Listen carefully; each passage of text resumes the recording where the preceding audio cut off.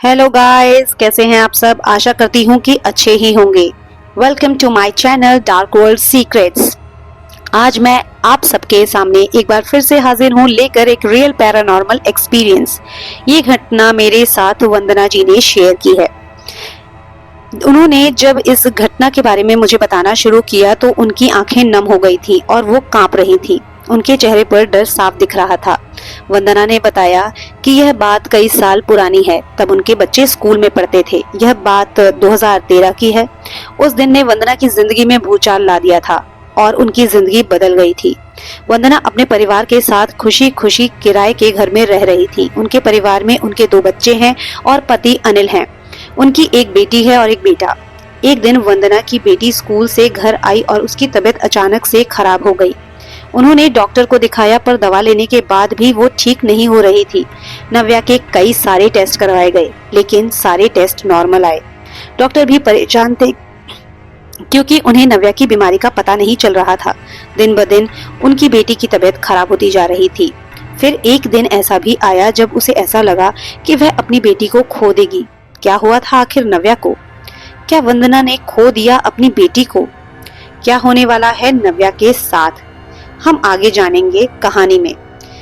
कहानी में आगे बढ़ने से पहले मैं आप सबसे रिक्वेस्ट करती हूँ कि अगर आपके पास भी है कोई रियल पैरानॉर्मल एक्सपीरियंस और आप चाहते हैं कि मैं उसे अपने चैनल पर शेयर करूँ तो आप उसे मेरी मेल आईडी पर सेंड कर सकते हैं किसी भी फॉर्म में। मैंने मेरी मेल आईडी डिस्क्रिप्शन बॉक्स में मेंशन कर दी है। इसके अलावा दोस्तों, अगर आपको है कहानी पढ़ने का शौक तो आप डाउनलोड कर सकते हैं प्रतिलिपि ऐप को। प्रतिलिपि ऐप है कहानियों का भंडार। वहां मिलेंगी आपको बेहतरीन लेखकों की बेहतरीन रचनाएं जिनके जरिए आप अनुभव कर सकते हैं एक अलग ही सफर को। तो अपने इस सफर को जल्द से जल्द शुरू करने के लिए डाउनलोड कीजिए प्रतिलिपि ऐप को। दोस्तों, अगर आप मेरे चैनल पर पहली बार आए हैं तो मेरे चैनल को लाइक और सब्सक्राइब करना बिल्कुल भी न भूलें ताकि आपको मेरे चैनल से जुड़ी छोटी से छोटी डिटेल्स मिलती रहें। साथ ही अगर आपको मेरे वीडियोस पसंद आ रहे हैं तो उन्हें लाइक करना बिल्कुल भी ना भूलें। आप कमेंट्स में जरूर बताएं कि आपको ये सारी कहानियां कैसी लग रही हैं। आपके कमेंट्स से मुझे मोटिवेशन मिलता रहेगा और मैं आपके लिए लाती रहूंगी ऐसे ही डरावने एक्सपीरियंसेस और कुछ हॉरर फिक्शन कहानियां। दोस्तों, इस चैनल का उद्देश्य अंधविश्वास फैलाना बिल्कुल भी नहीं है। तो चलिए चलते हैं कहानी की तरफ। वंदना की शादी को करीब 12 साल हो चुके थे। वंदना और अनिल की शादी लव मैरिज थी। वंदना और अनिल को कॉलेज के दिनों में प्यार हुआ था और वो प्यार समय के साथ परवान चढ़ने लगा। धीरे धीरे वक्त बीतता गया और उनका प्यार रिश्ता और भी गहरा होता चला गया। कई साल रिलेशनशिप में रहने के बाद वंदना और अनिल ने अपने परिवार से बात की। उनके परिवार को कोई भी समस्या नहीं थी क्योंकि वो दोनों एक ही कम्युनिटी से बिलोंग करते थे। वैसे वंदना का बर्ताव बहुत ही सादगी भरा और विनम्र था। वह परिवार को जोड़ने की सोच रखती थी। वैसे तो वंदना बहुत ज्यादा सुंदर थी लेकिन अनिल को उसमें जो बात पसंद आती थी वो यही बात थी कि वंदना का नेचर बहुत ही ज्यादा अच्छा था। अनिल और वंदना दोनों की शादी जल्दी ही हो गई। वो दोनों एक किराए के घर में रहते थे क्योंकि अनिल जिस ऑफिस में जॉब करता था वह उसके घर से काफी ज्यादा दूर था। देखते ही देखते वक्त बीतता गया और वंदना और अनिल की शादी को 1 साल हो गया। फिर उनकी जिंदगी में खुशियां आईं। शादी के करीब 1 साल बाद वंदना और अनिल के घर में किलकारी गूंजी और वंदना ने एक प्यारी सी बेटी को जन्म दिया। वंदना अपनी बेटी को देखकर निहाल हो रही थी। उन्होंने उसका नाम नव्या रखा था। देखते ही देखते वक्त पंख लगाकर उड़ गया और वंदना की बेटी 4 साल की हो गई। फिर उनके घर एक बार फिर से किलकारी गूंजी और अब की बार वंदना ने एक बेटे को जन्म दिया था। वंदना और अनिल ने अपने बेटे का नाम नक्श रखा। वंदना अपने परिवार के साथ हंसी खुशी वक्त बिता रही थी। वंदना के बच्चों का बर्ताव ठीक वैसा ही था जैसा वंदना का था। वह बड़ों का सम्मान करते थे, उनकी बात सुनते थे, अपने से छोटों की मदद किया करते थे। नव्या और नक्श के स्कूल से भी कभी कोई कंप्लेंट नहीं आती थी। साथ ही साथ नव्या और नक्श पढ़ने में भी मन लगाते थे जिसकी वजह से उनका रिजल्ट बहुत ही अच्छा आता था। वंदना के बच्चों में बहुत सारी अच्छी आदतें थी। जब वे स्कूल से आते थे तो अपने जूतों को उठाकर सही जगह पर रख देते थे। उसके बाद कपड़े बदलकर हाथ पैर मुंह धुलकर अपनी माँ से खाना लेकर खाने बैठते थे। इसी दौरान वह थोड़ी देर टीवी भी देखते थे। उसके बाद वह दोनों भाई बहन जाकर सो जाते थे। उठने के बाद वह दोनों अपने स्कूल का होमवर्क करते थे और साथ ही साथ बाकी पढ़ाई भी करते थे। यह बात करीब 2013 जुलाई की है। इस समय नव्या की उम्र करीब 10 साल की थी और नक्श की उम्र करीब 6 साल की। ये दोपहर का समय था। वंदना किचन में काम कर रही थी। तभी उसे खटपट की आवाज आई। जैसे ही वंदना के कानों में खटपट की आवाज आई तो उसके चेहरे पर मुस्कुराहट आ गई। वंदना समझ चुकी थी कि उसके दोनों बच्चे घर आ चुके हैं। वंदना किचन में खाना निकालकर उन दोनों का इंतजार करने लगी। कुछ ही देर बाद नक्श वंदना के पास गया और प्यार से उसकी कमर पर अपने दोनों छोटे छोटे हाथों को लपेटकर उसकी तरफ अपनी प्यारी प्यारी आंखों से देखते हुए उसने कहा, माँ मुझे खाने को दे दो, मुझे भूख लगी है। वंदना ने नक्श को खाना निकालकर दे दिया। इसके बाद वंदना नव्या का इंतजार करने लगी। वह उसके लिए भी खाना निकाल कर उसका इंतजार कर रही थी। लेकिन काफी देर इंतजार करने के बाद भी जब नव्या किचन में नहीं आई तो वंदना थोड़ी सी परेशान हो गई। अब वह इंतजार करते हुए काफी देर से परेशान थी, इसीलिए वो किचन से बाहर निकलकर आकर देखने लगी तो उसने देखा कि नव्या बैठकर टीवी देख रही है और उसने अपने कपड़े भी वैसे ही इधर उधर फेंके हुए थे। इसके बाद वह कमरे से बाहर गई तो देखा कि नव्या ने अपने जूतों को भी ठीक से नहीं रखा था। लेकिन वंदना को बिल्कुल भी गुस्सा नहीं आया। उसने सोचा हो सकता है कि नव्या में कुछ बदलाव आ रहे हों या कोई बात हो गई हो या फिर नव्या किसी बात से गुस्सा हो, क्योंकि उसके बच्चों में बहुत सारी अच्छी आदतें थीं और वह ऐसा कभी भी नहीं करते थे। हाँ, उसे हैरानी जरूर हुई थी। इसके बाद वह नव्या के पास गई और प्यार से उसके सर पर हाथ फेर कर कहने लगी, नव्या तुम ठीक तो हो ना? कुछ हुआ है क्या बेटा? इसके बाद जो हुआ उसने वंदना को अंदर तक हिला दिया। वंदना ने देखा कि नव्या उसे घूर कर देख रही थी और उसकी आंखों में एक अजीब सा गुस्सा दिखाई दे रहा था, बहुत ज्यादा गुस्सा। वंदना के कदम कुछ पल के लिए पीछे हट गए। वह कुछ पल के लिए डर गई और सहम गई। उसने हिम्मत की और एक बार फिर से नव्या के करीब आई तो अब की बार नव्या का बर्ताव बिल्कुल ही अलग था। नव्या ने अपने दोनों हाथों को अपनी माँ के कमर पर लपेट दिया था और वह अपनी माँ के कमर में मुंह को छुपाए हुए हल्का हल्का सिसक रही थी। इस वाक्य ने वंदना को अंदर तक हिला दिया था, क्योंकि वह डर गई थी कि कहीं उसकी बेटी के साथ कुछ गलत तो नहीं हुआ। उसने नव्या के चेहरे को अपने दोनों हाथों में भरकर उसकी तरफ देखकर प्यार से उससे पूछा, नव्या क्या बात है बेटा, तुम ठीक तो हो ना? नव्या अपनी माँ के पास से हट गई और उन्हें हैरानी से देखने लगी और उसने कुछ भी नहीं कहा। कुछ देर बाद उसने कहा, माँ मुझे भूख लगी है, मुझे खाने को दे दो। वंदना ने ज्यादा सोचा नहीं और नव्या का खाना लाकर उसे दे दिया। दोनों बच्चों ने खाना खाया। इसके बाद नक्श सोने के लिए चला गया, लेकिन नव्या अभी भी टीवी के सामने बैठी हुई थी। वह लगातार टीवी को देख रही थी और उसने टीवी पर कुछ अजीब सा प्रोग्राम लगाया हुआ था। लेकिन सबसे अजीब बात तो यह थी कि नव्या के आंखों में देखने के बाद ऐसा कोई नहीं कह सकता था कि वह टीवी देख रही है। उसकी आंखों के सामने टीवी तो चल रही थी, लेकिन अगर उसे कोई भी ध्यान से देखता तो उसे ऐसा बिल्कुल भी नहीं लगता कि नव्या टीवी देख रही है। नव्या का चेहरा भावहीन और सपाट लग रहा था। उसकी आंखें एक दिशा में एकटक जमी हुई थी। वंदना को नव्या का बर्ताव थोड़ा सा अजीब लग रहा था, लेकिन उसने उसे टीवी देखते हुए देखा तो थोड़ी देर के लिए छोड़ दिया और इसी बीच वंदना की आंख लग गई। वंदना सुबह से बहुत सारा काम करके थक चुकी थी और इसीलिए उसे नींद आ गई। वंदना की जब आंख खुली तो उसने देखा कि नव्या अभी भी टीवी के सामने बैठी हुई टीवी को देख रही थी। इस वजह से वंदना को गुस्सा आ गया। वैसे तो आमतौर पर उसके बच्चे ऐसा कभी भी बिहेव नहीं करते थे। आज नव्या का बर्ताव वंदना को कुछ अजीब लग रहा था, लेकिन वो उसके पास गई और उसे डांटा और टीवी बंद करने के लिए कहा। वंदना ने देखा कि जब तक वह टीवी देख रही थी तो उसके चेहरे पर कोई भी भाव नहीं थे, लेकिन जैसे ही वंदना ने उसे टीवी बंद करने के लिए कहा तो उसके चेहरे के भाव गुस्से में बदल गए। नव्या गुस्से में वंदना को देख रही थी और उसने टीवी बंद कर दिया और बिना कुछ बोले ही कमरे में चली गई। वंदना को ज्यादा कुछ तो समझ में नहीं आया। वह नव्या के कमरे में गई और उसे देखने लगी तो तो उसने देखा कि नव्या चुपचाप बिस्तर पर लेटी है और आंखें खोलकर छत को देख रही थी। नव्या पढ़ाई बिल्कुल भी नहीं कर रही थी। आज उसका पढ़ाई में बिल्कुल भी मन नहीं लग रहा था।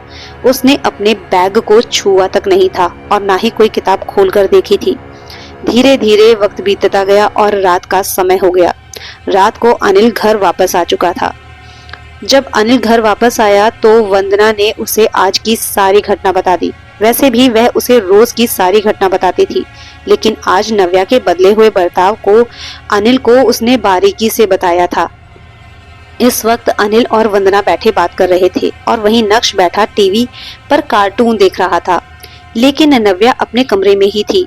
वह उस समय से बाहर ही नहीं आई थी जब से वंदना ने उसे डांटा था। वह तब से अपने कमरे में ही बंद थी। वह एक बार भी बाहर नहीं आई थी। वंदना की सारी बात सुनने के बाद अनिल थोड़ा सा परेशान हो गया और वह नव्या के कमरे की तरफ चल पड़ा। वैसे भी एक पिता के लिए उसकी बेटी बहुत खास होती है और अनिल भी अपनी बेटी से बहुत प्यार करता है। वह देखना चाहता था कि उसकी बेटी को क्या हुआ था। अनिल अपनी बेटी के कमरे में पहुंचा तो उसने देखा कि उसकी बेटी लेटी हुई छत की तरफ लगातार देख रही है। उसे भी यह बात बहुत ज्यादा अजीब लगी। वो उसके पास गया जहां नव्या लेटी हुई थी। वो वहीं पर उसके बगल में बैठ गया। अनिल उसके पास बैठने के बाद उसने सोचा कि उसके माथे को छू कर देखे। जैसे ही अनिल ने उसके माथे को छुआ तो उसकी बेटी की आंखें तुरंत ही बंद हो गईं। लेकिन अनिल का हाथ झटके से पीछे हट गया। उसके चेहरे का रंग उड़ा हुआ था। वह हैरानी से कभी अपनी बेटी तो कभी वंदना की ओर देख रहा था। वह अपनी बेटी के बिस्तर से झटके से उठा और वंदना के पास जाकर बोला, इसे तो बहुत तेज बुखार है। तुमने कब से इसका बुखार चेक नहीं किया?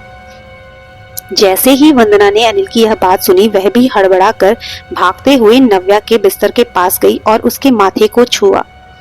तभी उसका माथा वंदना को बहुत ज्यादा गर्म लग रहा था।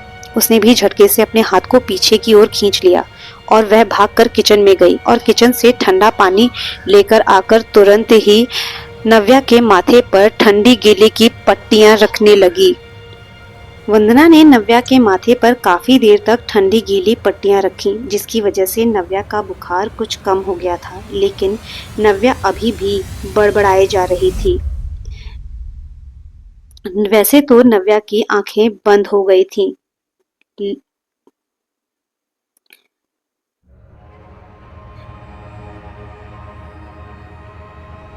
वंदना ने नव्या को कुछ खिलाया और उसके बाद उसे एक दवाई दे दी। दवाई खाने के बाद नव्या सो गई।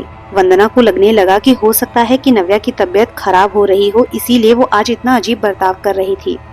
इसके बाद बाकी घर वालों ने खाना खाया और वो सभी लोग भी सोने के लिए चले गए। वंदना और अनिल एक कमरे में सोते थे और नव्या और नक्श एक कमरे में सोते थे। करीब रात के 2 बजे नव्या की आंख झटके से खुल गई और वह झटके से बिस्तर पर बैठ गई। बिस्तर पर बैठने के बाद उसकी नजर सीधा अपने बगल में लेटे हुए अपने छोटे भाई नक्श पर गई और वो उसे घूर रही थी। थोड़ी देर बाद नक्श की भी आंख खुल गई और उसने अपनी दीदी नव्या की ओर देखा तो उसने पाया कि उसकी दीदी उसे घूर रही है। नव्या नक्श को एकटक घूर रही थी। साथ ही साथ वह बहुत अजीब तरीके से हंस रही थी। उसके चेहरे के भाव बहुत ही डरावने लग रहे थे। नक्श ने नव्या से पूछा, दीदी क्या हुआ है? पर नव्या ने कोई जवाब नहीं दिया। नक्श बहुत ज्यादा डर गया और डरने के कारण उसकी चीख निकल गई। आ! नक्श की चीख सुनकर वंदना और अनिल दोनों की आंखें खुल गईं और वह दोनों हड़बड़ाकर अपने बच्चों के कमरे की तरफ भागे। जब वह दोनों वहां पहुंचे तो उनके होश उड़ चुके थे। उनकी बेटी बिस्तर पर बैठे बैठे अपने छोटे भाई को घूर रही थी और उसके चेहरे पर एक अजीब सी स्माइल थी। वंदना बहुत ज्यादा डर गई थी।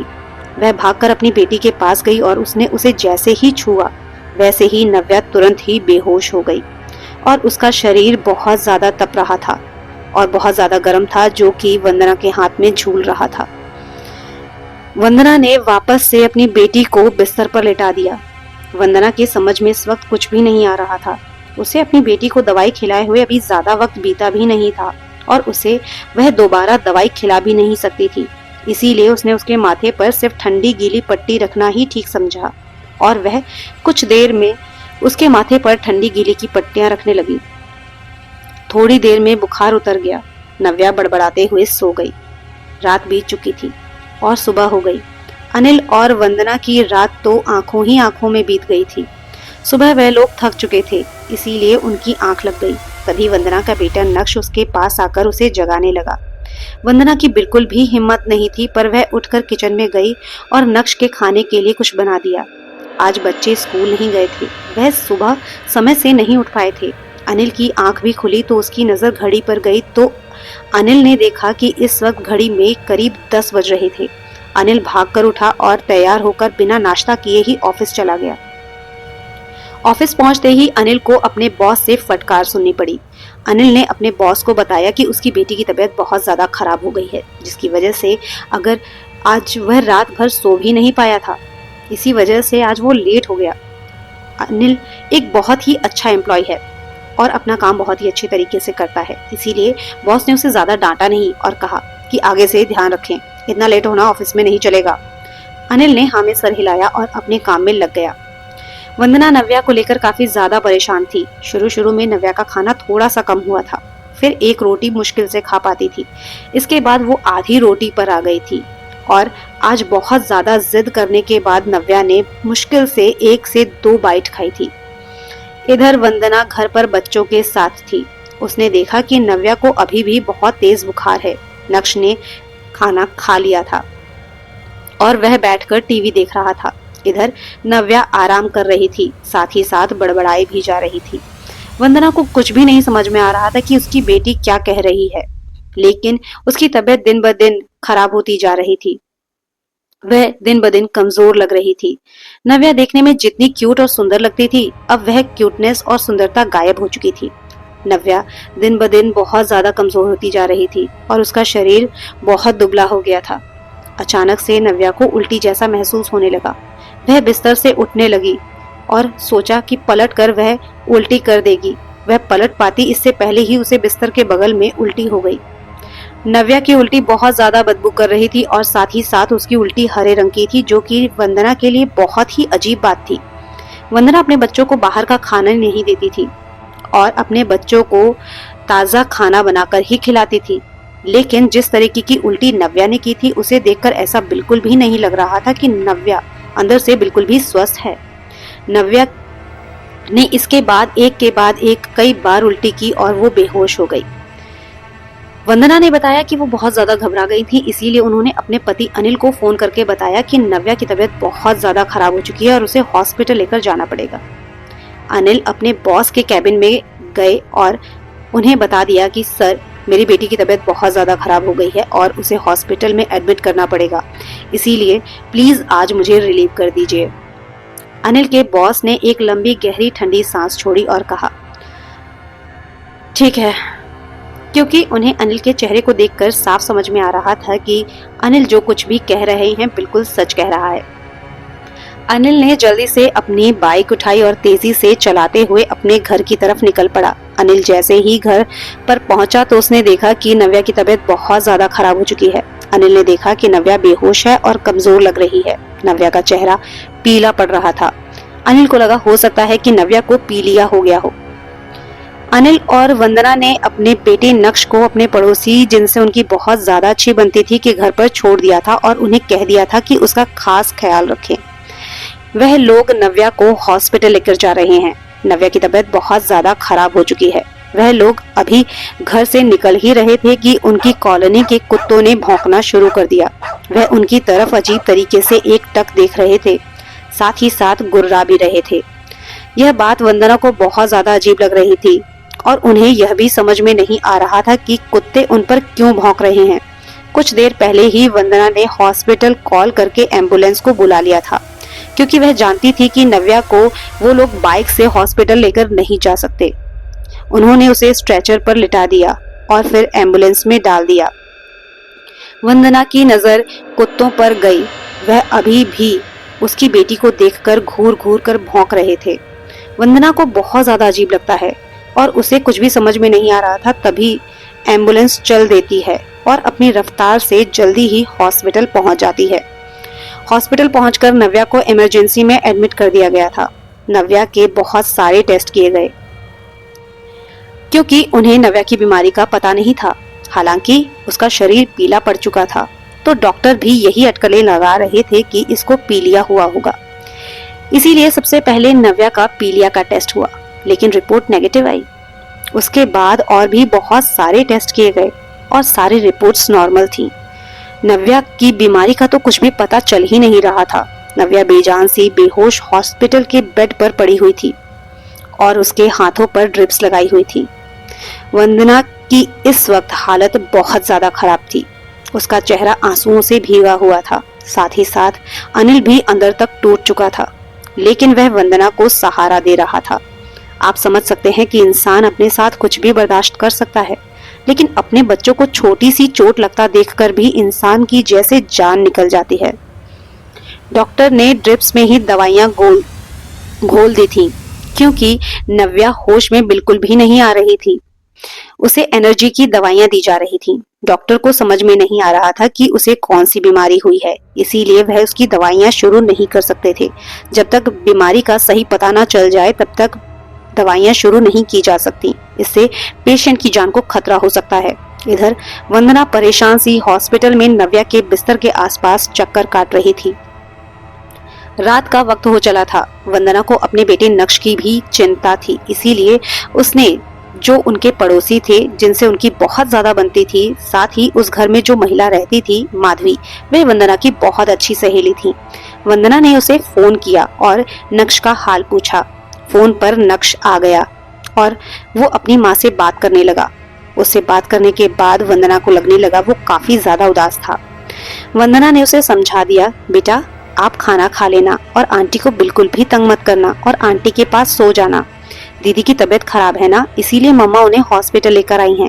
दीदी जैसे ही ठीक हो जाएंगी हम लोग उसे लेकर वापस आ जाएंगे। इसके बाद वंदना ने माधवी से कहा कि वह नक्श को खाना खिलाकर सुला दे। माधवी ने वंदना को कहा कि तुम चिंता बिल्कुल भी मत करो, मैं नक्श को खाना खिलाकर सुला दूंगी, तुम नव्या का ध्यान रखो। वंदना ने फोन काट दिया। इसके बाद उससे अपनी बेटी की चिंता हो रही थी। वह अपनी बेटी के रूम का दरवाजा खोलकर उसमें जाती है। उसने देखा कि उसकी बेटी एकदम बेजान सी बिस्तर पर पड़ी हुई है। उसके हाथों में ड्रिप्स लगी हुई हैं। उसका चेहरा पीला पड़ा हुआ है जो कि बहुत बेजान लग रहा है और उसकी आंखों के नीचे डार्क सर्कल्स हो गए हैं। गाल गड्ढे में चले गए थे, होंठ नीले पड़ गए थे और उनमें दरार दिख रही थी। अनिल बाहर जो कुर्सियां लगी थी उन्हीं पर बैठा हुआ था और वंदना कमरे में अंदर जा चुकी थी और वह नव्या के बगल में जो बिस्तर लगा था उसी पर जाकर सो गई। रात के करीब 2 बजे होंगे। कमरे में खटपट होने से वंदना की आंख खुल गई। उस वक्त कमरे में नर्स आई थी। नर्स के जाने के बाद वंदना एक बार अपनी बेटी के पास आई। वंदना की नजर अपनी बेटी पर गई। उसका वह मुरझाया हुआ चेहरा, आंखों के नीचे काले घेरे, सूखे हुए होंठ, पीली पड़ी हुई चमड़ी देख वह दुखी हो गई। इस वक्त नव्या केवल हड्डियों का ढांचा दिख रही थी। वंदना को अपनी बेटी को ऐसा देखकर बहुत ज्यादा तकलीफ हो रही थी। आखिर वह नव्या की माँ है और किसी की भी माँ के लिए अपनी बेटी को इस हाल में देखना बहुत ही तकलीफदेह होता है। उसे लग रहा था कि वो अपनी बेटी को खो देगी। वंदना की आंखों से बरबस ही आंसू निकल गए और उसने उसके माथे पर हाथ फेरने के लिए अपना हाथ बढ़ाया ही था कि उसने देखा नव्या ने उसका हाथ बहुत जोर से पकड़ लिया, जिससे कि वंदना हैरान हो गई। उसने एक बार नव्या के चेहरे को देखा। नव्या की आंखें अभी भी बंद थीं और उसका चेहरा भावहीन था। उसने वंदना के हाथ को बहुत जोर से पकड़ा हुआ था। वंदना ने अपना हाथ छुड़ाने की कोशिश की, लेकिन वह अपना हाथ छुड़ा नहीं पाई।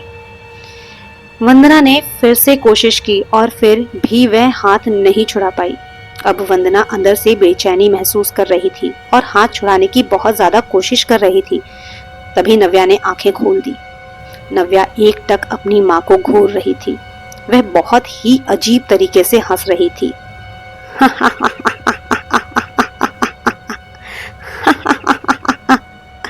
साथ ही साथ उसके होठों पर पड़ी दरारों से खून निकल रहा था।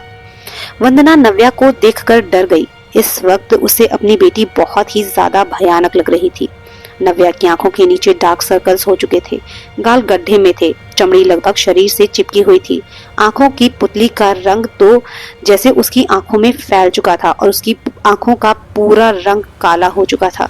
आंखों का जो सफेद हिस्सा होता है वो भी दिखाई नहीं दे रहा था। वंदना को अपनी आंखों पर यकीन नहीं हो रहा था कि जो कुछ भी उसके सामने हो रहा है वह सब कुछ सच में हो रहा है, और वह लड़की जिसके साथ ये सब कुछ हो रहा है वह उसकी अपनी बेटी है, क्योंकि उसके चेहरे के हाव भाव बहुत ही ज्यादा भयानक थे। फिर नव्या अचानक से हंसने लगी और वह बहुत जोर जोर से हंस रही थी।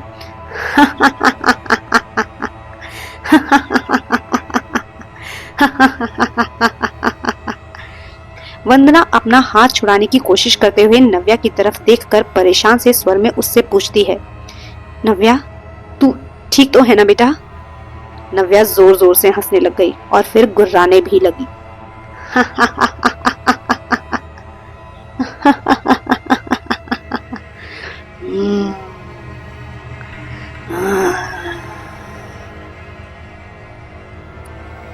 वह आंखें फाड़े एकटक वंदना को देख रही थी, जिसकी वजह से वंदना को उससे बहुत ज्यादा डर लग रहा था।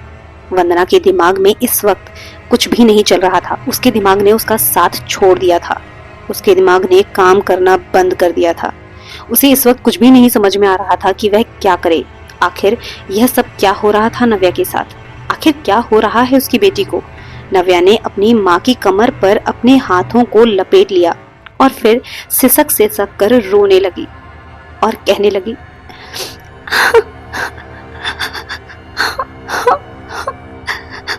मुझे बचा लो माँ, मुझे बचा लो, ये मुझे मार देगा, ये मुझे मार देगा माँ, मुझे बचा लो, ये मुझे अपने साथ ले जाएगा। इसके बाद अचानक से नव्या को खून की उल्टियां हो गई। ऐसा कहकर नव्या बेहोश हो गई। नव्या बेहोश हो गई तो वंदना ने उसे उसके बिस्तर पर लिटा दिया और फिर उसे चादर से ढक दिया। अब वंदना उसी जगह पर जाकर बैठ गई जहां पर वह कुछ देर पहले लेटी थी और वह नव्या के बारे में गंभीरता से सोचने लगी। उसे याद आने लगा कि घर में जब भी पूजा हो रही थी तब नव्या अजीब सा बर्ताव कर रही थी। हालांकि नव्या रोज पूजा करती थी, लेकिन कुछ दिन से उसका यह नियम टूट चुका था। साथ ही साथ उसका बर्ताव भी बदल गया था। वह गुस्सा हो जाती थी, गुर्राने लगती थी। वह एकटक अपनी माँ को घूरती रहती या फिर उस जगह से भागकर चली जाती अपने कमरे में और कमरे को बंद कर लेती थी और कई घंटों तक अपने कमरे से बाहर भी नहीं आती थी और ना ही कमरे को खोलती थी। इसके साथ ही साथ वंदना यह भी सोचने लगी जो कुछ अभी उसके साथ हॉस्पिटल के कमरे में हुआ था। उसे अपनी बेटी का बर्ताव बिल्कुल भी सामान्य नहीं लग रहा था। वंदना ने अपना फोन उठाया और अपनी माँ को फोन लगा दिया।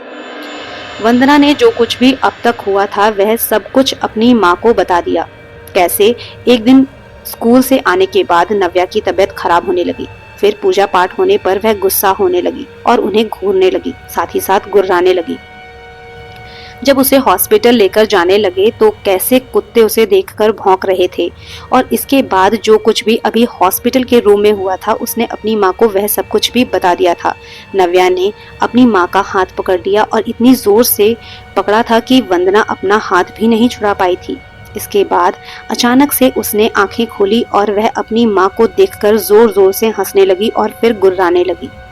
इसके बाद नव्या ने अपनी माँ की कमर पर दोनों हाथों को लपेट लिया और रोते और सिसकते हुए अपनी माँ से कहने लगी, मुझे बचा लो माँ, मुझे बचा लो, ये मुझे मार देगा, यह मुझे अपने साथ लेकर चला जाएगा। वंदना की माँ ने जब ये सारी बातें सुनी तो उन्होंने कहा कि यह सब कुछ सामान्य नहीं लगता है। नव्या के ऊपर कोई ऊपरी साया है। इसका इलाज हॉस्पिटल में नहीं हो सकता। उसे जल्द से जल्द डिस्चार्ज करना होगा और इसके बाद किसी अच्छे तांत्रिक बाबा से हमें मदद लेनी होगी। वंदना ने अपनी माँ से कहा, पर माँ, मैं तो किसी तांत्रिक बाबा को नहीं जानती हूँ। मैं अपनी बेटी को कहाँ लेकर जाऊंगी? मैं उसकी इस हालत को नहीं देख सकती।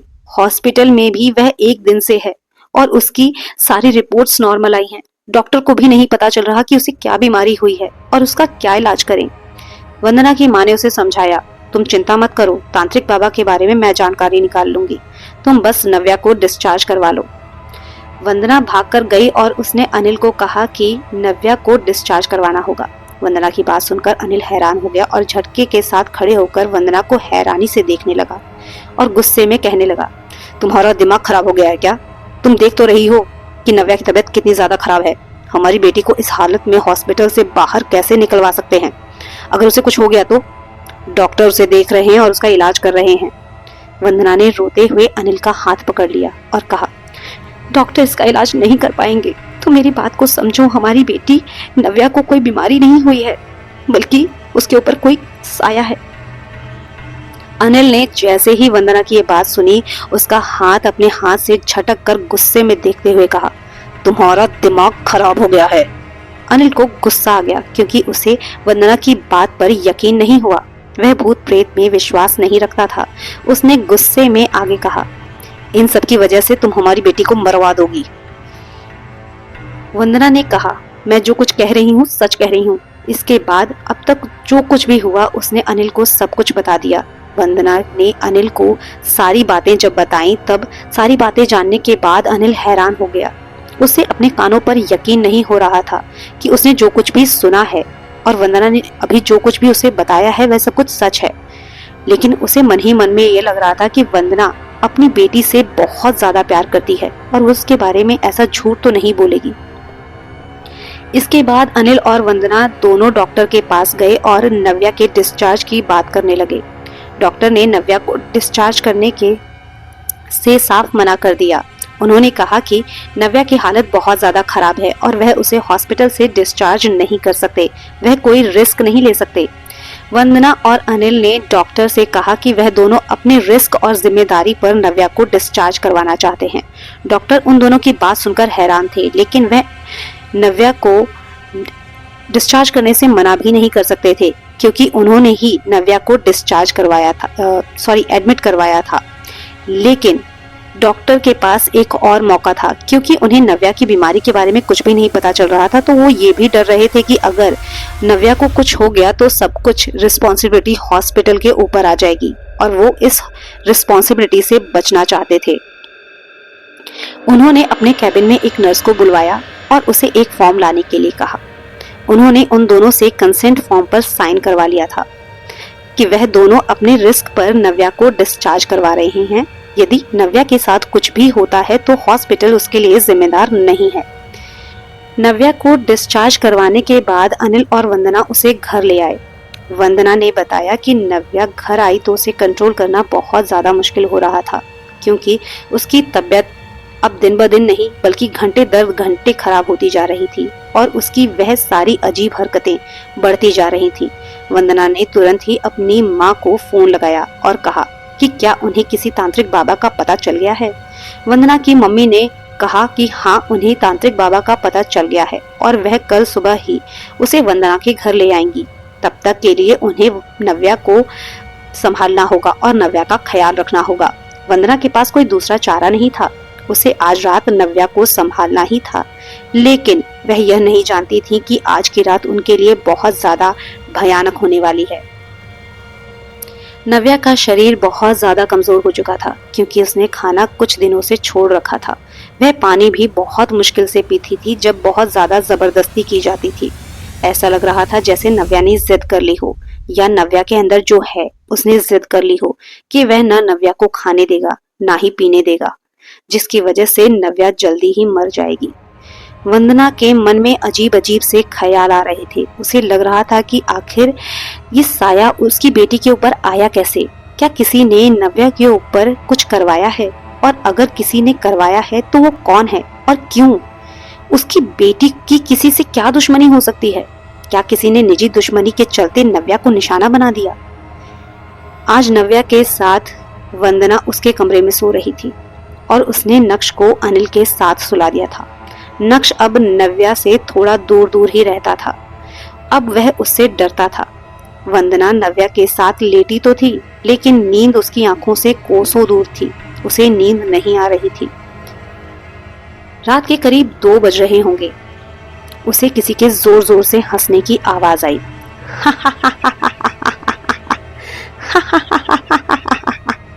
वंदना ने आंखें खोलकर देखा तो उसके बगल में नव्या बैठी हंस रही थी। वह उसे घूर घूर कर देखकर हंस रही थी।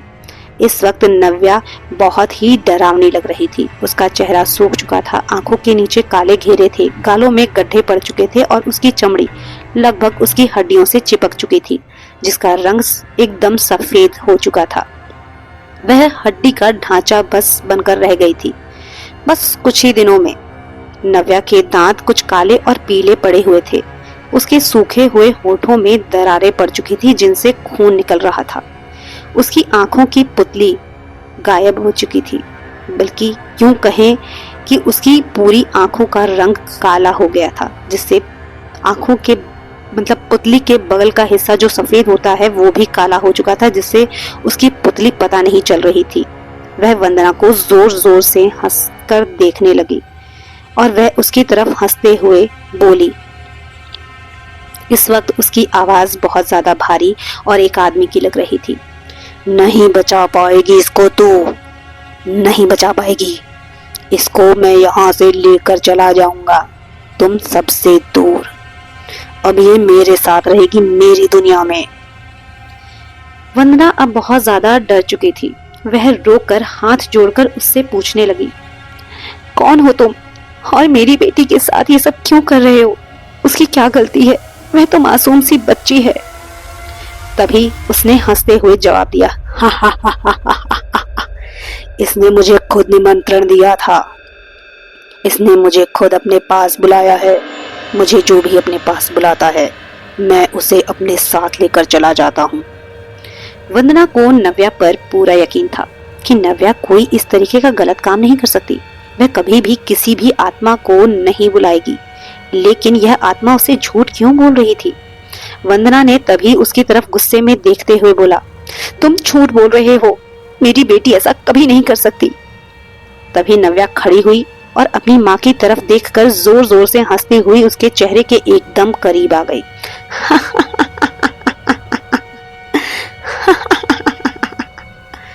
वह उसकी आंखों में घूरते हुए हंस रही थी। उसके दांत जो कि काले पड़ चुके थे और भयानक लग रहे थे। फिर वह भागकर दीवार पर चढ़ने लगी। वह बहुत ही अजीब था। वंदना को अपनी बेटी को देखकर अपनी आंखों पर यकीन नहीं हो रहा था कि उसकी बेटी दीवार पर एक छिपकली की तरह चल रही थी और चलकर वह ऊपर वाले रैक पर जाकर बैठ गई।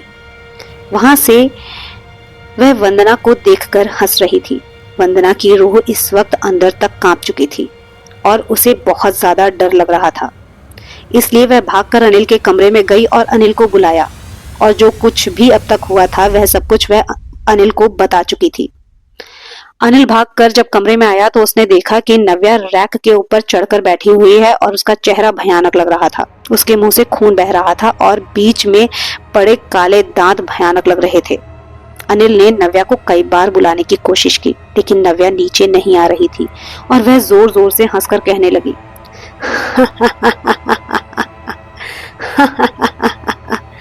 इसे मैं लेकर जाऊंगा, इसे मैं लेकर जाऊंगा अपने साथ, अपनी दुनिया में। फिर ये मेरे साथ भटकेगी। और उसने अपना सर दीवार पर पटकना शुरू कर दिया। वंदना भागकर गई और उसने मंदिर से धूपबत्ती और लोबान निकाली और उन्हें जलाकर नव्या के कमरे में ले आई। जैसे ही धूपबत्ती और लोबान का धुआं कमरे में फैलने लगा तो पवित्रता आने लगी। अचानक से नव्या बेहोश हो गई और वह उसी रैक के ऊपर बेहोश होकर गिर गई, जिससे वह नीचे की तरफ गिरने लगी। जैसे ही नव्या नीचे की तरफ गिरी, उसके पापा ने उसे अपने दोनों हाथों में पकड़ लिया और उसे बिस्तर पर लिटा दिया। वंदना ने 4 दुपट्टे निकाले और अनिल को 2 दुपट्टे दिए और कहा, नव्या का पैर बिस्तर से बांध दो। उन्होंने नव्या का पैर बिस्तर से बांध दिया और इसके बाद वंदना ने नव्या के हाथों को बिस्तर से बांध दिया। नव्या अभी सोई हुई थी। नव्या अभी आराम से सो रही थी, या यूं कहें बेहोश थी। जैसे ही लोबान और धूप का असर खत्म हुआ, नव्या फिर से चीखने और चिल्लाने लगी, क्योंकि उसके हाथ पैर बंधे हुए थे। वह अपने आप को नुकसान नहीं पहुंचा सकती थी। यह देखकर वंदना बहुत ज्यादा डरी हुई थी। वह बस सुबह होने का इंतजार कर रही थी, क्योंकि उसकी मम्मी एक तांत्रिक बाबा को लेकर आने वाली थी जो नव्या को ठीक कर सकते थे।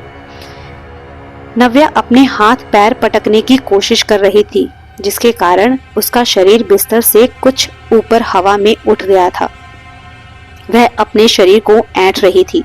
वह लगातार चीख रही थी, चिल्ला रही थी, गुर्रा रही थी और सबको मारने की धमकियां भी दे रही थी।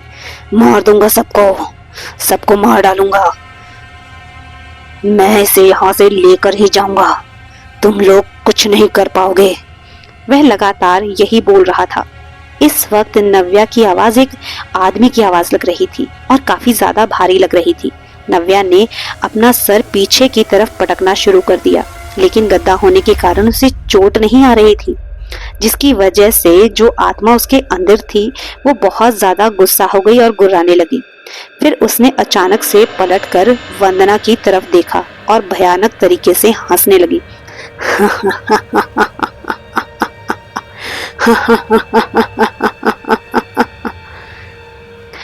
कुछ पलों में उन दोनों ने देखा कि नव्या बहुत ज्यादा तड़प रही है। उन्हें कुछ भी समझ में नहीं आ रहा था। अनिल और वंदना अपनी बच्ची को तड़पता हुआ देख रहे थे। तभी अचानक से अनिल ने उसकी सांस चेक की और वो समझ गया कि वह नव्या को सांस नहीं लेने दे रहा है। अनिल ने तुरंत ही वंदना को यह बात बताई। वंदना भागकर मंदिर से माता रानी का सिंदूर लाई और उसने नव्या के माथे पर लगा दिया। इसके बाद नव्या शांत हो गई। वंदना ने फिर से लोबान और धूप जला दी। अनिल और वंदना दोनों नव्या के कमरे में थे। देखते ही देखते वक्त बीत रहा था और सुबह के 4 बज चुके थे। इस वक्त नव्या का शरीर थक चुका था और वह शांत होकर सो चुकी थी। जैसे ही नव्या की आंख लगी तो वंदना और अनिल भी वहीं उसी कमरे में सो गए। सुबह करीब 6 बजे डोरबेल बजने की आवाज से उन दोनों की नींद टूट गई। वह दरवाजे पर आए तो उन्होंने देखा कि वंदना की मम्मी एक बाबा जी को लेकर खड़ी थी। साथ में बाबा जी के एक काला कुत्ता भी था। वह काला कुत्ता उस घर में अंदर आते ही भौंकने लगा। वह बहुत जोर जोर से भौंक रहा था, लेकिन बाबा जी ने उसे भी शांत करा दिया। वंदना ने उन्हें अंदर आने के लिए कहा। बाबा जी जैसे ही अंदर आए उन्हें बहुत अजीब सा एहसास हुआ। वह समझ गए थे यहाँ पर कोई बहुत बड़ी बुरी शक्ति है, कोई ऐसी शक्ति जिसे इस घर में किसी की मौत के लिए भेजा गया है। बाबा आकर बैठे तो वंदना ने उनके लिए चाय नाश्ता तैयार किया। चाय नाश्ता करने के बाद वह बैठकर बातें कर रहे थे नव्या के बारे में। वंदना ने अब तक बाबा जी को घटी हुई सारी घटना के बारे में बता दिया था, जिसे सुनकर बाबा बहुत ज्यादा हैरान नहीं थे, क्योंकि जैसे ही उन्होंने इस घर में कदम रखा था वह उस बुरी आत्मा की शक्ति को समझ चुके थे और वह समझ चुके थे कि अब तक जो कुछ भी वंदना बता रही है वह सब कुछ बीत चुका है, लेकिन ऐसा बहुत कुछ है जो वंदना भी नहीं जानती और बहुत ज्यादा बुरा हो रहा है उस बच्ची के साथ। वह आत्मा उसके शरीर में रहकर उसके शरीर को अंदर ही अंदर खा रही थी। बाबा जी बहुत ज्यादा परेशान थे, क्योंकि वह समझ चुके थे कि उनके पास बहुत ज्यादा समय नहीं है और जब उस आत्मा को ये बात पता चल जाएगी तो वह और भी जल्दी इस काम को करने की कोशिश करेगी। उन्होंने अनिल को बताया कि मैं एक सूची दे रहा हूँ, इस सूची में बहुत सारी हवन सामग्रियां लिखी हुई हैं। मुझे वो सारी हवन सामग्रियां चाहिए होंगी। इस घर में एक हवन करना होगा, साथ ही साथ एक तंत्र साधना भी करनी होगी। इसके प्रभाव से वह आत्मा नव्या के शरीर को छोड़ देगी। उन्होंने वंदना से नव्या का कमरा पूछा। वह नव्या के कमरे में गए और उसे ध्यान से देखने लगे। उसे देखने के बाद वह उसके करीब गए और उसके माथे को छुआ और उन्होंने झटके से अपना हाथ पीछे खींच लिया। जैसे ही बाबा जी ने नव्या के माथे को छुआ तब उसने आंखें खोल दी और बहुत जोर से उनकी तरफ देखकर भयानक तरीके से पागलों की तरह हंसने लगी।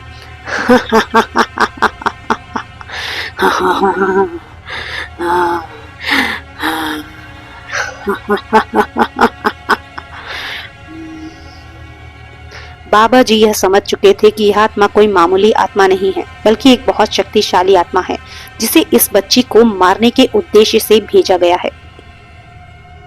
करीब 2 घंटे बाद 10 बजे अनिल सारी हवन सामग्रियां लेकर घर में पहुंच चुका था। बाबा जी ने वंदना से एक उचित स्थान पूछा जहां पर वह हवन कर सकते थे, साथ ही साथ तंत्र साधना भी कर सकते थे। वंदना ने बाबा जी को स्थान दिखाया। इसके बाद बाबा जी ने वहां पर एक हवन कुंड तैयार किया। उन्होंने 2 सुरक्षा घेरे बनाए, एक हवन कुंड के चारों तरफ और एक नव्या के चारों तरफ। इसके बाद उन्होंने जैसे ही उसमें आम की लकड़ियां डालकर गंगा जल छिड़क कर अग्नि प्रज्वलित की, नव्या तड़प उठी।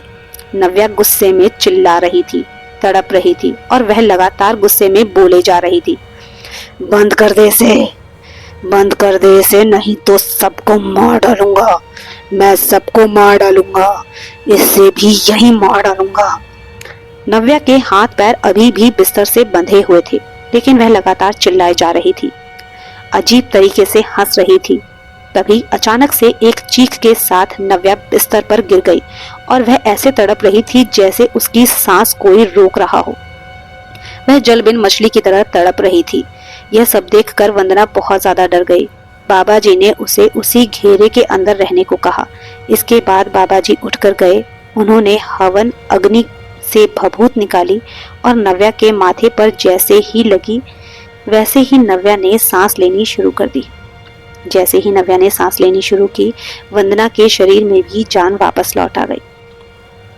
कुछ देर में हवन पूरा हो गया और नव्या शांत हो गई। बाबा जी ने कहा, अब हवन तो पूरा हो चुका है, लेकिन अब तंत्र साधना करनी होगी और उस आत्मा से पूछना होगा कि वह नव्या के शरीर में क्यों और कैसे आई है। उन्होंने अनिल को एक और सूची दी जिसमें तंत्र साधना से जुड़े कई सारे सामान लिखे हुए थे। यह तामसिक सामान थे, जिसमें शराब, मुर्गा, बकरे का मांस, छिपकली की पूंछ और अंडे, चमगादड़ के नाखून, ताजा खून और बहुत सारी सामग्रियां थी जो मैं आपको नहीं बता सकती। काफी देर मशक्कत करने के बाद अनिल ने वह सारी सामग्रियां इकट्ठा कर ली थी। इसके लिए वह अपने एक दोस्त को साथ लेकर गया था और वह सब सामान लेकर घर वापस आ गए थे। धीरे धीरे वक्त बीतने लगा और रात का पहर शुरू हो गया। जैसे ही रात का पहर शुरू हुआ, बाबा जी ने 2 यंत्र बना दिए। एक यंत्र जिसमें गोला था और उसके बीच में तारे नुमा कुछ आकार बना हुआ था और उसके बीच में एक आकृति बनी हुई थी। जहां जहां पर तारा और गोला मिल रहे थे वहां पर उन्होंने दिया रखा हुआ था। उसी के बगल में उन्होंने एक और यंत्र बनाया हुआ था। यह यंत्र अष्टकोण था। साथ ही साथ इसमें बीच बीच में उन अष्टकोणों के जोड़ती हुई रेखाएं थीं और फिर उन्हीं के कोनों पर दिए रखे हुए थे। बाबा ने एक बड़ा सा सुरक्षा घेरा बनाया था। उसके अंदर नव्या को बिठा दिया गया था। उन्होंने उसके माथे पर तिलक लगाया था और शरीर पर भभूत का लेप लगा दिया था। साथ ही साथ उन्होंने नव्या के चारों तरफ एक और रेखा बना दी थी ताकि नव्या बाहर आकर किसी पर भी हमला न कर सके और साथ ही साथ अपने आप को भी कोई नुकसान न पहुंचा सके। बाबा ने हवन में अग्नि प्रज्वलित की और तांत्रिक मंत्रों का उच्चारण शुरू कर दिया। जैसे जैसे तांत्रिक मंत्रों का उच्चारण होना शुरू हुआ, नव्या के शरीर में हलचल होनी शुरू हो गई और कुछ ही देर में नव्या उठकर बैठ गई। वह बाबा को घूर कर देख रही थी। वह बाबा जी को लगातार एकटक देखे जा रही थी। पहले वह पागलों की तरह हंसने लगी और फिर गुस्से में उसकी सांसें तेज चलने लगी।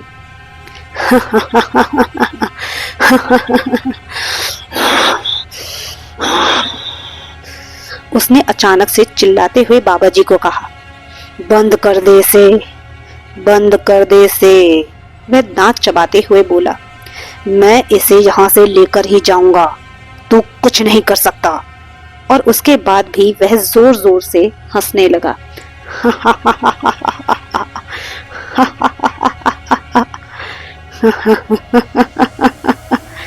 बाबा ने उससे पूछा, कौन है तू और क्या चाहता है और इस बच्ची के शरीर में क्यों आया हुआ है? उसने कोई जवाब नहीं दिया। काफी देर तक शांति छाई रही। बाबा ने फिर उससे सवाल किया और इस बार भी उसने कोई जवाब नहीं दिया। तभी बाबा को गुस्सा आ गया और उन्होंने हवन कुंड से भभूत निकालकर उसके मुंह पर मार दी, जिससे वह तिलमिला उठा और वह गुस्से में गुर्राने लगा।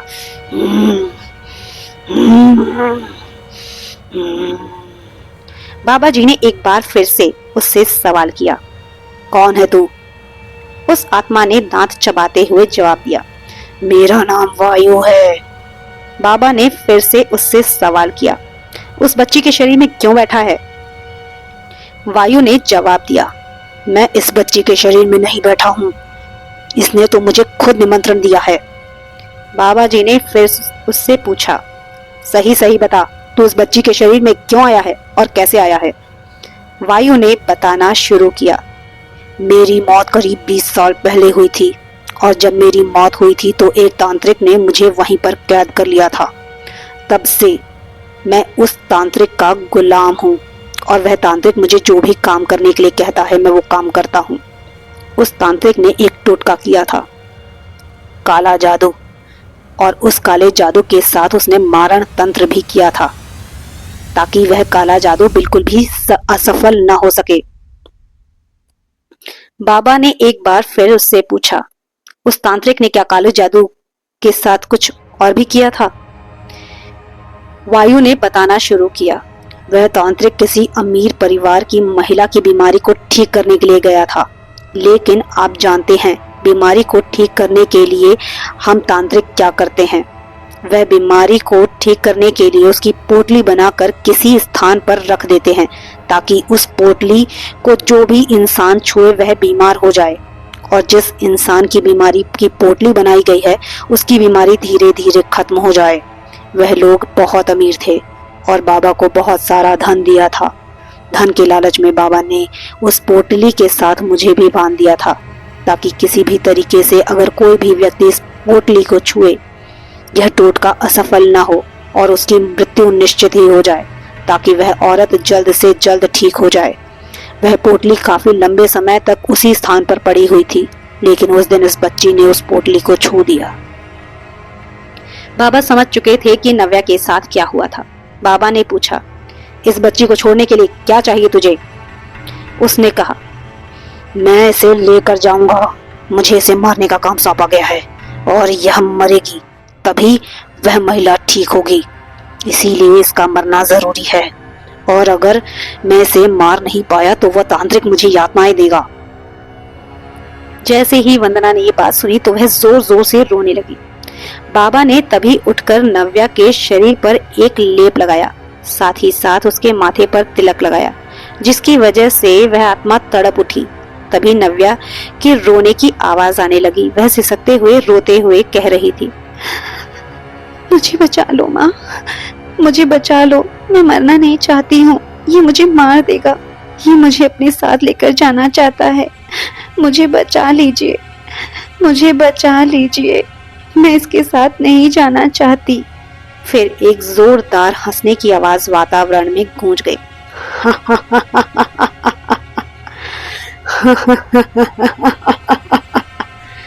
इसे तो मैं लेकर जाऊंगा, इसे तो मैं लेकर ही जाऊंगा। बाबा बहुत ज्यादा सिद्धियां प्राप्त किए हुए थे और बहुत ज्यादा ज्ञानी थे, इसीलिए उन्होंने लगातार मंत्रोच्चार करना जारी रखा, जिसकी वजह से वह आत्मा तड़पने लगी। फिर बाबा ने हवन कुंड से निकली हुई भभूत नव्या के शरीर पर डालनी शुरू कर दी, जिसकी वजह से वह आत्मा तड़प उठी और कुछ देर के लिए नव्या के शरीर से अलग हुई। जैसे ही वह नव्या के शरीर से अलग हुई, बाबा ने नव्या के हाथ में एक रक्षा सूत्र बांध दिया। यह रक्षा सूत्र अभिमंत्रित किया हुआ था, जिसकी वजह से वह आत्मा दोबारा उसके शरीर में प्रवेश करने के लिए तड़पने लगी, लेकिन वह उसके शरीर में प्रवेश नहीं कर पा रही थी। रक्षा सूत्र के बंधते ही नव्या बेहोश हो गई। उसके शरीर में जान नहीं थी, क्योंकि उसने कई दिनों से खाना नहीं खाया था। अब बाबा ने लगातार मंत्रोच्चार करना जारी रखा और वहां एक छोटी सी मटकी रखी हुई थी। उसमें उन्होंने कुछ सामग्रियां डाली, थोड़ी सी शराब, थोड़ा सा मांस, जिसकी वजह से वह आत्मा उसकी तरफ आकर्षित हो जाए। उन्होंने उस मटकी में नव्या के बाल, नाखून और थोड़ा सा नव्या का खून भी डाला था। वह आत्मा आकर्षित होकर उस मटकी के अंदर चली गई, और जैसे ही वह उस मटकी के अंदर चली गई, बाबा ने उस मटकी को अभिमंत्रित करके बांध दिया और वह आत्मा इस मटकी में कैद हो गई। बाबा ने नव्या की तरफ देखते हुए कहा, अब ये बच्ची सुरक्षित है, पर इसके हाथ में बंधे हुए धागे को आपको खुलने नहीं देना है। और जैसे ही यह धागा खुले तो उन्होंने वंदना को एक और धागा दिया था और कहा था कि इस धागे को वापस से नव्या के हाथ में बांध दीजिएगा। अब इसका शरीर आत्माओं को आकर्षित कर सकता है, क्योंकि एक बार इसके शरीर में आत्मा प्रवेश कर चुकी है, इसीलिए हमेशा इसके शरीर को इस धागे से सुरक्षित रखना होगा। वंदना यह सुनकर घबरा गई थी और उसने बाबा का दिया हुआ धागा संभाल कर रख लिया। उसके बाद बाबा और उनका कुत्ता और वह आत्मा वहां से चले गए। अब इस बात को करीब 12 साल हो चुके हैं, लेकिन नव्या अब बिल्कुल ठीक हो चुकी है और स्वस्थ है और अपनी आगे की पढ़ाई जारी रखे हुए है। वंदना आज भी इस हादसे से उबर नहीं पाई हैं। वह आज भी जब भी इस हादसे को याद करती हैं तो उनकी आंखें नम हो जाती हैं और वह उस आत्मा के बारे में सोचकर कांप जाती हैं। हालांकि नव्या भी इस हादसे से पूरी तरीके से नहीं उबर पाई है, लेकिन उसे उतनी सारी चीजें याद नहीं है जितनी वंदना को याद है। दोस्तों, आपने टोना टोटका, काला जादू, यह सब तो सुना ही होगा और अक्सर बड़े बुजुर्गों से सुना होगा कि रात में चौराहे से होकर मत गुजरना, चौराहे पर आत्माएं घूमती हैं। इसके अलावा उन्होंने आपको कई बार चौराहे पर रखे हुए सामान को छूने से भी टोका होगा। यह सामान टोना टोटका, काले जादू के लिए रखा जाता है। इसे जो भी छूता है या इसे छेड़ता है या फिर अपने साथ घर ले आता है, उसके साथ बुरी चीजें होनी शुरू हो जाती हैं। अक्सर आपने कभी किसी के बीमार होने पर अचानक से बड़े बुजुर्गों से सुना होगा कि इसे नजर लग गई है। मुझे नहीं पता यह कितना सच है, लेकिन हमें रिस्क लेने की क्या जरूरत है। हम अपने परिवार के साथ सुखी, स्वस्थ रहें और मस्त रहें। यह कहानी एक ऐसे ही काले जादू पर थी। इस चैनल का उद्देश्य अंधविश्वास फैलाना बिल्कुल भी नहीं है। आप सभी अपने जीवन में खुश रहें, मस्त रहें और सुनते रहें हमारी कहानियाँ। मैं फिर जल्दी ही हाजिर होंगी लेकर एक और कहानी जो कि सच्ची घटना पर आधारित होगी। दोस्तों, एक बार फिर से याद दिलाना चाहूंगी कि अगर आप मेरे चैनल पर नए हैं तो मेरे चैनल को सब्सक्राइब करना ना भूलें। तब तक keep loving, keep listening, bye bye.